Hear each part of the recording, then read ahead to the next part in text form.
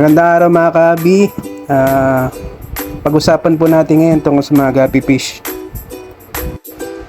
Ito po yung topic natin ngayon para sa mga baguhan na iba na mga kaibigan natin at kahabi din natin, para hindi sila masyadong nalilito sa mga uri ng guppy dito sa atin. Ito po yung batay lamang po sa aming experience dito sa pag-aalaga ng mga isda at guppy fish dito sa ating munting isdaan. Halika po, samahan niyo po ako, simulan na po natin tungkol sa mga guppy fish. Pure strain guppy. Yung pure strain guppy po, ito yung talagang puro. Halos magkakamukha sila mula sa buntot, sa katawan, sa mga tenga, sa fins. Yan po ang pure strain guppy. So sobrang dami pong strain. Yung strain, ito po yung uri ng guppy fish. Nasa inyo na po mag-search kung anong gusto nyong kulay ng guppy, buntot. Napakadami po kasing strain yan, lalo sa panahon ngayon. Yung pure strain guppy po, mas mahal po ito sa mga tinatawag nating culls. At meron pa mga chops. Pag-usapan din natin mamaya po yan. Kaya kung gusto nyo ng mas magandang guppy, doon na po kayo sa pure strain guppy. Medyo may kamahalan lang, pero napakaganda naman po mga kaibigan. Yung guppy culls naman, yung culls po, galing po yan sa pure strain guppy. Kuwari, feeder yung mother, tapos yung father niya ay feeder din. Ngayon tinatawag po natin culls yan o reject, dahil yung may problema yung guppy, yung anak nila.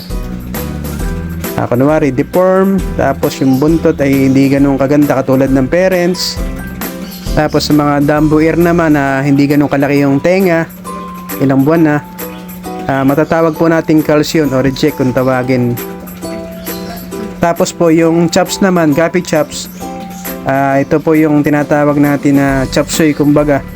Hindi mo na alam kung sino yung parents nito, kung anong strain, saan siya nagmula, dahil baga para siyang sa aso, askal na siya, halo-halo na, hindi na natin matukoy kung ano talagang strain siya nagmula. Ayan mga kabi, ngayon alam nyo na sana kung ano yung pinagkaiba ng pure strain sa guppy chops at sa guppy culls. Tapos sa presyo naman, huwag kayong magtataka, lalo na yung mga ibang breeder, talagang mahal yung mga guppy strain nila, yung mga pure strain guppy nila, dahil ini-import pa nila yan.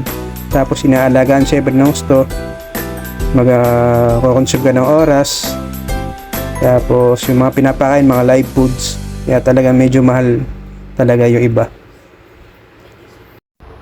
Yan mga kabi, ulitin nga po, ang pure strain guppy, ito po yung purong guppy. Isa sa pinakamagandang guppy na inyong makikita, yung pure strain, medyo may kamahalan nga lang.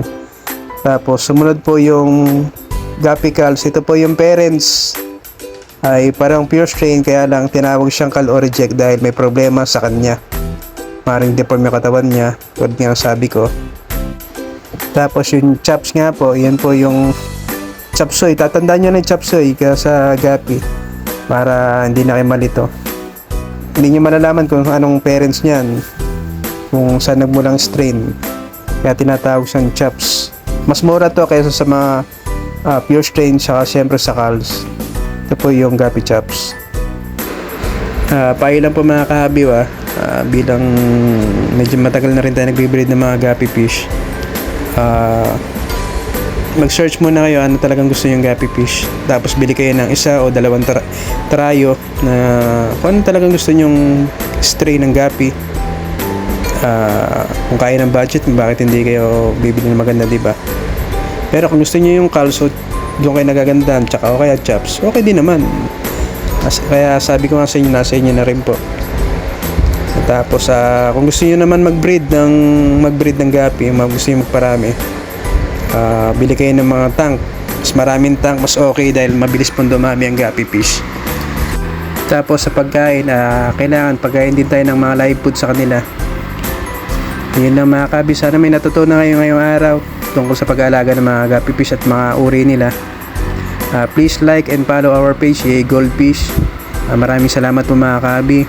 Hanggang sa susunod po. Bye bye.